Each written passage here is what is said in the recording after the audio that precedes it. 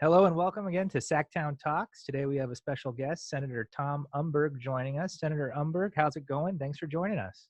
Well, thanks. Thanks for having me. How are you doing during the pandemic? You know, we're hanging in here. I like to say, I'm false positive. I try to be positive on the outside, but deep down inside, I'm cringing with the rest of us. So, Yes, uh, yes, yes. yeah. So, Tom, what I love about your story is that, especially during this election, this 2020 election, the way you came into office and what was it, 2016, kind of riding this blue wave, or was it 2018? 2018, right? 2018. Yeah, 2018, kind of riding this blue wave in Orange County. Can you kind of tell us, I guess, talk a little bit about Orange County and kind of the changing demographics, a place that has been traditionally conservative, kind of a Republican area, and how kind of you've been able to come in there and kind of take over a conservative seat, and kind of how, I guess, things are looking for the November election coming up. Sure. I actually was first elected in Orange County in 1990 when there were no Democrats elected at virtually any level, none at the supervisorial level, none at the legislative level, none at the congressional level. And so I've seen Orange County change really dramatically in the last, umpteen years. And 2018 was probably the biggest change. I think much of it is attributable to the president. Thank you, Mr. President, for helping Orange County turn blue. Some of it is attributable to the changing demographics. Orange County historically was almost monolithic. It's changed. It's quite diverse now. Very large Latino population, very large Asian population, particularly Vietnamese American population. And that's changed the dynamic fairly dramatically. The Democrats actually recently overtook the Republicans in terms of actual registrations, those registered in the county, which I never thought I'd see in my lifetime. If somebody had even told me 4 years ago that Democrats would hold all the congressional seats in Orange County, I'd have thought that they were delusional. Right. And now for 2020, we have some very, very competitive races. We have some, as a Democrat, we have races where we have, for example, Congressman Harley Ruda defending his seat, and Congressman Gil Cisneros defending his seat. I think the other races are not particularly hard fought. Those two are very hard fought. But notwithstanding the fact that our congressional delegation is completely Democratic, the state Senate, there's only one state senator in the delegation who's a Democrat. The other three are Republicans. And so two of those seats are up for grabs this election, and two assembly seats currently held by Republicans are up for grabs. So it's sort of the center of gravity for electoral activity. One interesting thing about your election was, you weren't declared, I guess, the official winner for, how many days or weeks was it until you were? Well, it was about 3 weeks. 3 weeks. It was actually right before Thanksgiving. No, I had assumed I had lost the election, gone back to my other job, and had pretty much, sent notes to everybody thanking them and saying how sorry we were that we couldn't cross the finish line. And then, lo and behold, things worked out. Yeah. What was it attributable? Was it mail-in ballots? Was it just counting the ballots of people actually voting? What took so long for them to actually count all those ballots? I think one of the great ironies of that election is that my opponent had a really both sophisticated and effective ballot harvest operation, where they had harvested quite a number of mail-in ballots, many, many thousands of mail-in ballots prior to election day. So the first ballots that were counted were the mail-in ballots that they had harvested. So there was a huge, huge margin on election night, and even for a few days following when the mail-in ballots were counted. And the folks who voted for me actually, many, many, many went to the polls. And so those ballots, and late on election night, there were lines 3 and 4 hours long after 8 o'clock on election night. So one of the ironies is that in this election, you hear the Republicans who are very concerned about mail-in ballots and urging their supporters to go to the polls. It was the converse in 2018, where Republicans did really well all throughout Orange County, but particularly our district, with mail-in ballots. I know your background as an attorney and kind of you're working on the what is it, the Senate Elections and Constitutional Amendments Committee. Can you kind of, I guess, kind of tell us about some of the things you're working on and kind of some of the issues this upcoming elections that you're keeping an eye out for? Sure, thanks. I do chair the Senate Elections Committee, and this election will not be like anyone's ever experienced before in a number of different ways. First, every active registered voter in California should have already received a mail-in ballot. If they haven't, they should call the registrar right away. Uh, and so everyone who receives a mail-in ballot can vote by mail or at a drop box or even drop it off at a polling place. That's very different. Secondly, is that you can register at a polling place or a vote center up to and including on the day of the election. Uh, I shouldn't say the day of the election because that's going to be an anomaly from now on. Really, we're going to have an election period, not election day. Right. Secondly, the polls and the vote centers will be open 4 and 5 days before the election. So, for people who are concerned and as well they should be about the pandemic, they can vote early so that they can avoid a crowd, for example, on the last day. So that those will all be very different. So those are the things that we worked on. I worked on several bills that dealt with the election this year. I also authored a bill that moves the primary from March to June, reinstates it back to June for non-presidential years. And what that means is in 2022, we're going to have a June primary, and in 2026, we're going to have a June primary versus the March primary in order to shorten the election season. I think the election season is way too long, and that increases the Right. expense. So and the governor signed it to shorten the election season. Those are some of the things I worked on. Elections, I worked on. My background is a prosecutor, and I've done some criminal justice legislation, some reform, some very, very technical in terms of, for example, police officers who have been found to have engaged in misconduct being put on a list so the defense counsel knows about their background. Unfortunately, that was vetoed by the governor, but I'm going to do it again next year. That plus other legislation to, for example, make, you mentioned my background as attorney, make access to justice more accessible. It's incredibly important now to settle, to resolve, to try civil disputes in court, and because it's so expensive, many people can't get their disputes settled in court. So I'm trying to make that a lot less expensive. Those are just some of the areas I'm working on. Kind of, I guess, to tie back to some of the, I guess, the election issues, kind of, there's a lot of talk about this mail-in voting. Is it going to cause problems? And kind of, I guess we've been having absentee ballots here in California for a long time. What's the difference between an absentee ballot and mail-in voting? Well, I'll tell you what the president says is the difference, but there's really not any difference in terms of the process. Historically, people could request an absentee ballot, or they could request to become a permanent absentee voter, so that every election you get your ballot in the mail and you can return it in the mail. The difference in this election is that every active registered voter is going to actually get a ballot, whether they request it or not. The president, sadly, is trying to undermine the election by alleging that there's fraud associated with mail-in ballots, and that's false. There's 5 states that have done this historically, even Republican states. Utah is a good example. There's been no real issue. We've had no real issue with fraud in terms of mail-in ballots, and I don't anticipate we'll have any significant issue with fraud concerning the mail-in ballots this year. But it is sadly, some are trying to undermine the election. There's been a lot of talk about, exactly what you just said about the voter fraud. And, some things on social media, you'll see, people getting ballots who died years ago or people who moved away. Kind of what's being done to ensure that, I guess, to keep voter fraud to a minimum and ensure that, the rolls are kept with kind of active registered voters. Sure.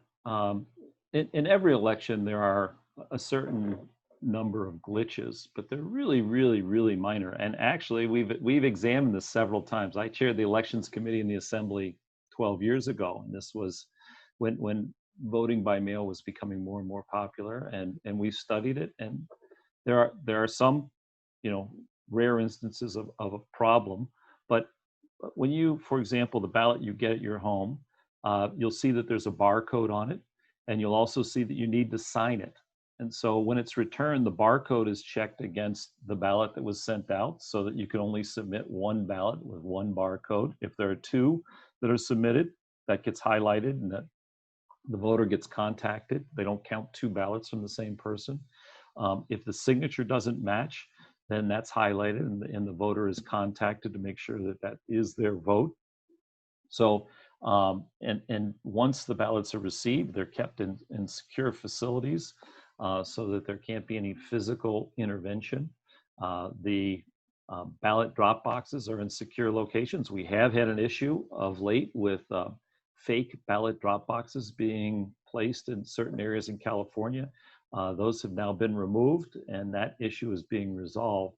But voters can vote by mail or by drop box and feel secure that they're one, that their ballot will be counted, and two, that there won't be any sort of somebody else submitting a duplicate ballot. Yeah, it's really cool. I voted last week and I got the text message that my vote had been received and counted. So, kind of the technology that's evolving here is very interesting. Kind of, I guess, what are some of these other kind of new trends you guys are looking at to make, I guess, voting easier and kind of more available to people? Yeah, that's a good point. I forgot to mention that you should do after you've cast your ballot, if you cast it before election day, you can actually track it. You can go to the registrar of voters website in whatever county you reside, and you can see if your ballot's been received, or you can sign up for a text message or an email to let you know that your ballot's been received. And if you get one of those, and you haven't voted, then you know that there's a problem. You should call the registrar of voters. Um, th- those, I mean, what we're trying to do in California is make it as accessible to as many eligible voters as is possible. Sadly, again, in some areas of the country, the movement is to constrain the people who can vote by, having polling places great distances from certain areas, or by limiting the number of ballot drop boxes, or by limiting the opportunity to vote by mail, or by requiring, a notarized affidavit to be able to vote by mail. Here in California, we're doing it so you can vote safely from your home. You can vote safely even at the ballot box, the vote center or polling place. If you go to a polling place this year, you'll notice that the workers are in PPE. They'll have masks on. They'll ask you to wear a mask when you come in. Every vote station is sanitized before and after a person votes. In California, we also have a paper trail for every person. Every time you vote, there's a paper trail that follows, so that so you can be sure that your vote is your vote and only been cast once. And there's been a lot of stuff on the net about folks being able to hack into our vote systems. It is illegal for any of our voting systems to be connected in any way to the internet, so you can't hack into the vote system and change the outcome. It's been in the news lately. I guess kind of the GOP started this kind of ballot harvesting project with these kind of ballot boxes. Maybe you alluded to it earlier. Kind of what's the latest update on what's being done with those ballot boxes? Kind of what kind of Secretary of State Padilla is working out with that and kind of watching that. Yeah. Well, three things. One is that your listeners should know that they shouldn't be dropping off a ballot in a filing cabinet that says, either official or non-official ballot drop box. They shouldn't do that.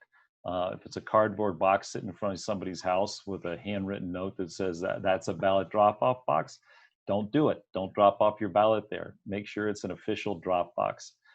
Secretary Padilla and the Attorney General have begun an investigation. It is my understanding that those fake ballot drop boxes have now been removed, and that the subpoena has been issued and there's an investigation. The concern is that people who have dropped off their ballots in these fake drop boxes, that they haven't made their way to the registrar's office. So if you are concerned about where you dropped off your ballot, you should check. As we talked about earlier, you should check to see that your vote has been received and counted.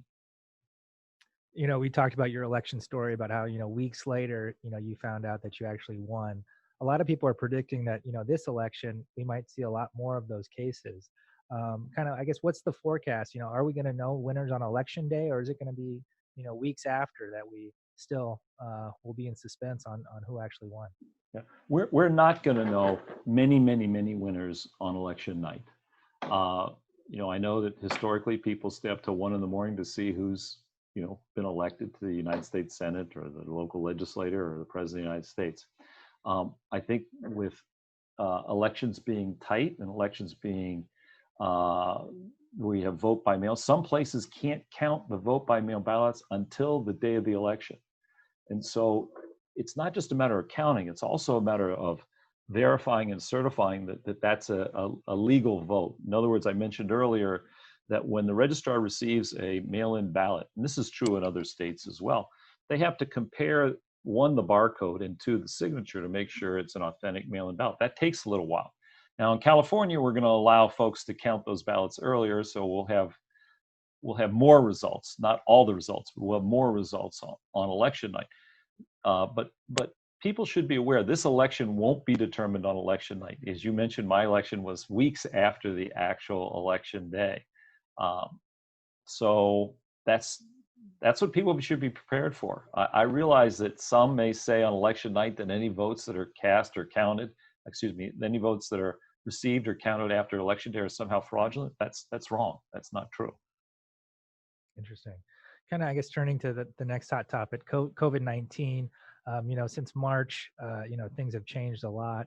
Now we have kind of the color-coded system. Orange County is still kind of in the red zone. And I know there's a lot of angst down there due to, a lot of tourism kind of being kept out. And I guess, what are your thoughts on kind of the state's response to COVID-19, and, how are things going locally in Orange County? Well, you are correct. I represent the area. I represent the area that surrounds Disneyland and Disneyland itself.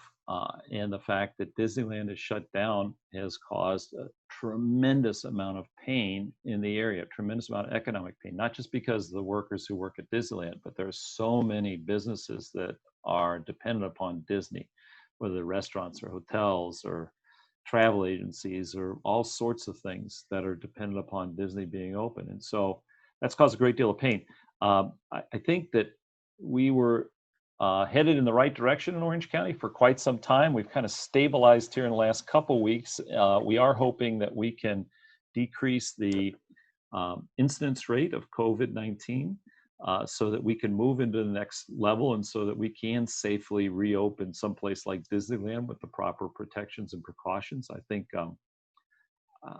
I am hopeful we're heading that direction.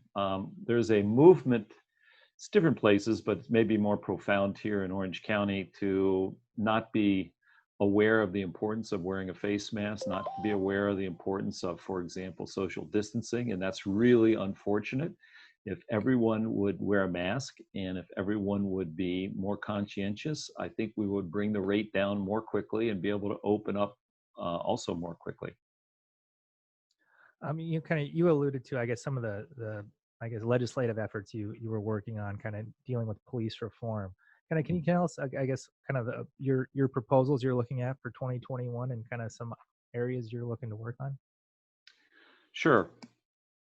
Some areas are being worked on by other legislators, whether it's limiting, for example, chokeholds, which I think should be certainly eliminated, if not eliminated, and the same thing with certain projectiles to deal with riotous situations. One thing I do believe, though, is that we have to have a response to those who are committing crimes under the guise of somehow demonstrating or protesting. People who are breaking into stores at midnight and carrying out merchandise, that's not protest. That is simply theft or burglary or mayhem if they're harming others. And so we need to train police to be able to deal with that situation in a way that is effective, in a way that causes the least amount of harm, both to the police officer as well as to the alleged perpetrator. And so increased training, increased uh, vigilance and increased preparation when we know something like that's going to happen. That's important in providing cities and police departments the tools to do that. The particular area where I was working and will continue to work has to deal with um, this may be a little technical, but I'm going to go into it in any event. When someone is arrested and there's a trial and a police officer testifies at that trial, it's important for defense counsel and the prosecutor to know whether there's information that might be used to impact the credibility of that police officer. So, for example, if a police officer has uh, a finding of filing a false police report or providing some sort of false evidence, it's important so that the defense counsel, it's usually the defense counsel, has that information to be able to have the jury evaluate the credibility of that police officer.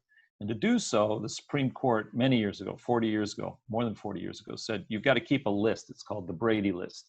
It has nothing to do with the gun issue. It's called a Brady list, where police officers have to be put on this list so the prosecution can discover it to defense counsel. And I worked on a bill this year to make sure that every police agency in the state has to maintain that list and turn it over to the prosecutor so the defense counsel and the prosecutor has access to it. Sadly, that bill was vetoed. We're going to work on it again next year because I think it's really important for fairness that a witness's background be known so that you can have a fair trial and juries can fairly evaluate the credibility of witnesses that may be testifying. I realize that's a little technical, but that's Yeah, part no, of my background as a prosecutor. right. Can you kind of, I guess, share what the veto rationale was on your bill and kind of what you're going to do The, to, I guess, tweak it to get it yeah, by next year? the veto rationale is it's too expensive. It's Oh, too expensive to put this information together, and we're going to try to deal with those issues in terms of expense. There are certain things that government has to do. And there may be ways to lessen the expense of keeping those kinds of lists, but that was the rationale for the veto. yeah. So 2020, you guys put together a budget using kind of a lot of rainy day funds and kind of, patchwork solutions to try to get us to next year, hoping for some, federal bailout funds coming to assist us in the future. Now that those kind of bailout negotiations and stimulus negotiations are kind of up in the air still here in November, I guess, how is the 2021 budget looking, and kind of what are some of the priorities you're going to be looking for your constituents in the 2021 budget? Yeah. Well, we're looking at it with great trepidation. Um, we don't know what the future holds. We know that the economy has a severe downturn. We know that our California budget revenue is heavily dependent upon income tax, and particularly from the highest earners. And that's a different issue as to whether or not we should deal with the volatility of our tax base. Uh, in terms of priorities, I think the priorities are going to be overall going to be the same. I have my own individual priorities, which are consistent with, I think, the governor's. The governor's priority, which will set some of the priorities of the legislature, are addressing the pandemic, what we can do to be healthy and safe. Number one, that's going to be our, I think, number one universal concern is how we can make sure that California emerges from this as quickly as possible and as healthy as possible. So making sure there's adequate PPE, making sure there's adequate testing, making sure there's adequate health care for those who do become sick. Number one. Number two, fires. The fires this year have been more devastating than any time in our history, and dealing with both the aftermath as well as the future concerning dealing with the undergrowth, dealing with the debris that has led to these fires being so devastating, dealing with that. That's another both concern and priority. Housing remains a acute issue in California. People can't afford, in many places, they can't afford housing anywhere near where they work. And so thus they have to travel long distances or they move to other states. So those are the priorities. In terms of my personal priorities, as you mentioned, I chair elections, so I'll still be focused on elections and the aftermath. We've had a census that has been affected. I chair the census committee also. And the reason the census is so important and we get both a good count and that the federal government gives us an accurate number is because that determines federal resources that we get for the next 10 years. And so that's a critical element over the next year. Also, it has an impact on what we know, what's known as redistricting, how the legislative and congressional seats are drawn for future elections. So that'll be a priority. I'm particularly interested in that area, and I'm particularly interested also in overall public safety, both dealing with the making the criminal justice system more fair, making sure that it is fair but also efficient. It's kind of interesting. We were talking earlier about this kind of the blue wave that brought you in. And this year they're even predicting a bigger blue wave. They're talking that there might be 35 Democratic senators in the Senate next year. Kind of, you're classified more as a moderate member in the Democratic Party. I guess how do you navigate as a moderate kind of in this kind of super majority, Democratic Senate that you're going to have? Yeah. I'm not keen on labels because where you may be more conservative on one issue, you may be more liberal on another, and sort of lumping individuals to sort of someplace on the spectrum. But I take your point. It is different. It's really different than what it was like in my previous stints in the legislature, where we had a 2/3 vote on the budget, simply majority vote now, and where we were more evenly divided. That required that we have compromise with the other party, and some may differ, but I thought that having an open, robust conversation with Democrats and Republicans was actually a very good thing. I thought it was good for the public. I thought it was good for policymaking. Now, because the Democrats do have such a majority, and I'm not sure we're going to get to 35 out of 40 in the Senate, but I expect we'll still have a super majority. Now those conversations don't necessarily have to be in public. Those conversations can be outside the committee, outside of the floor, and so it requires the same sorts of compromise between the different elements in the Democratic caucus as existed before. It's just it's not quite as transparent, sadly, as it used to be. And how do I personally deal with it? I get along well. I try to get along well with everybody. One interesting thing that I should note is that many of your viewers and listeners that they sort of get the image from the House of Representatives and from the presidential election as to how bitter, rancorous things are. And we are more polarized than we used to be. But the state Senate has only 40 people in it. And the fact that we are in physical close proximity quite a bit, whether it's the moderates and the liberals, as you would characterize it, or the Republicans and Democrats, you're going to see your colleagues many times during the week. And oftentimes you're going to be sitting next to them, but for the pandemic, in committee. And so that tempers a lot of the personal vitriol that happens. You just don't have that. You don't have that kind of thing, because you got to deal with this. You got to look that person in the eye, 10 minutes after you've both spoken on opposite sides of an issue on the floor. And so I think it certainly lessens the rancor and creates a better environment for compromise. But we'll see. We'll see what it's going to be like after this election. Right, and who knows what protocols you're going to have next year. Right. How close you'll be able to right. be with those in chambers with you. Yeah, I guess how does it compare to your first stint in the assembly? How is it working with other members? Are other members more collaborative now, or are people more working on their own?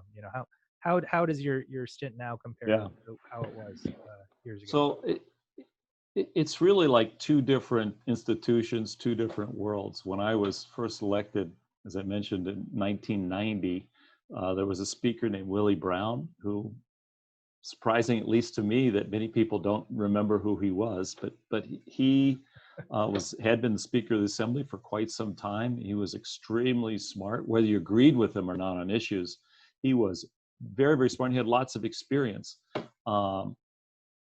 And legislators, that was pre-term limits. We are term limited today, so you don't have anybody with that kind of long-term experience that many members had back in the early 1990s. Secondly, is that the chambers were much more closely divided between Democrats and Republicans.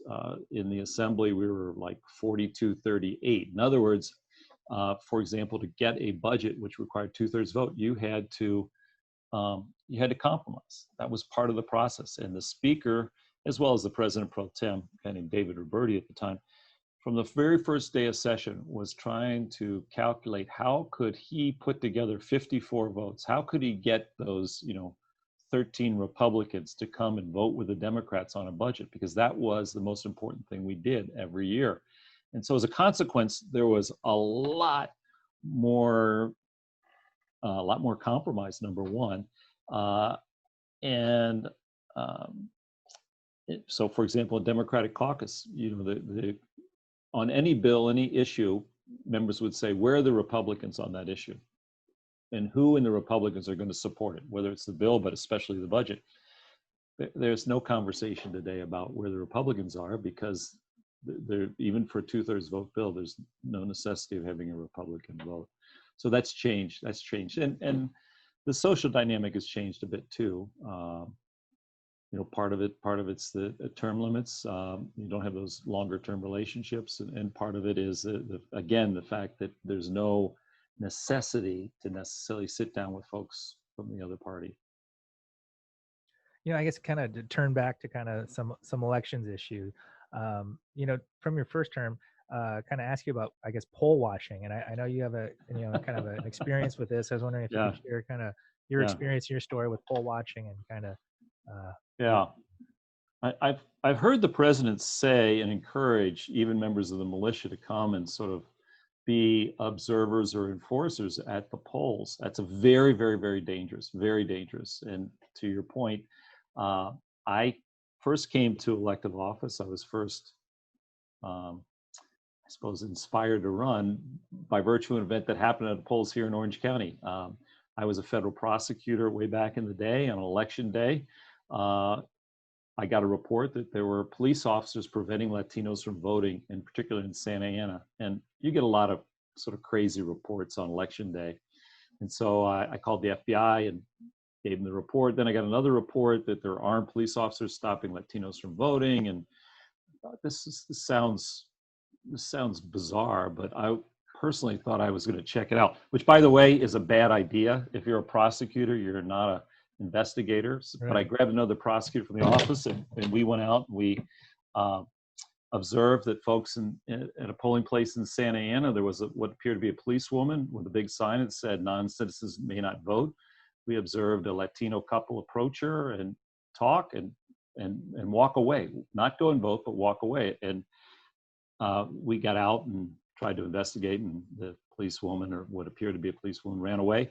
We found out later that these were rent-a-cops. These weren't real police officers. They were people dressed as police officers with signs, and some places asking for proof of citizenship before people could vote, which is today is illegal. Actually wasn't illegal at the time. Surprisingly enough, that wasn't illegal, but it inflamed me. Just inflamed me. I'd spent time in other parts of the world where elections were rigged, and I thought somebody should do something about it. So I ran against the person who actually won that election by virtue of the poll guards or poll watchers, and beat that person by a very narrow margin. But to your point, it is dangerous when one party starts to put people in polls to enforce election law. That's the role of the registrar of voters. That's the role of those who are responsible for elections. It's not the role of a particular party or a particular movement to go and decide on their own. They're going to start enforcing laws or deciding who can and cannot vote. It's very dangerous, very dangerous. wow. That is something, that's something you hear about happening in other states or different areas, but yeah, here in California, wow, that's unbelievable. No, it is, and um, among my many careers, one was in the military, and I spent time in Afghanistan, and it was amazing to me how they ran their election, and amazing to me how motivated people were to vote. People actually, uh, they would have an indelible ink sort of marker placed on their fingers or hand when they voted. But there were people that actually would try to dissuade them from voting by killing them. We've not, thankfully, had that kind of experience here in the United States, but but um, the fact that people would vote, in spite of the fact they knew that they may be putting their lives in jeopardy, was really, really amazing to me. And I suppose it's a lesson for us here that we have the good fortune of voting normally without intimidation. We hope that that continues here in the United States. We don't head down the path where we start to intimidate voters. But it is such a uh, uh, such a wonderful thing that here in the United States we have a democracy. Many places in the world don't, and that we could lose that democracy if people don't take it seriously. And the fact that some people don't take it seriously is disheartening. Yeah, yeah, I think that's one of the more interesting things is how many people are able to vote, and how many people actually do vote. Kind of, I guess, have anyone guessed at what expected turnout or how many total ballots are going to be counted this year? I don't know about total ballots. I expect turnout will be higher than we've seen in quite some time. Will certainly be higher than we had in the March primary. But I just from what I see early returns here in Orange County, in spite of the fact that we're in a pandemic, I expect that we'll have the highest turnout that we've had in an election probably certainly since 2008. Interesting. Well, I know you're busy, Senator Umberg. Thank you for joining us. Is there anything else you want to get out there before you leave us? No, thank you. Thank you. This has been a wonderful opportunity to talk about the election. I'm just hopeful that all of your listeners, you've already voted, but all of our listeners will follow your lead and vote early, and then check to make sure their ballots are counted. So Yeah, thanks so much for this opportunity. awesome. All right, Senator. All Good right. talking with you. Have a good one. Thanks. Are called dreamers.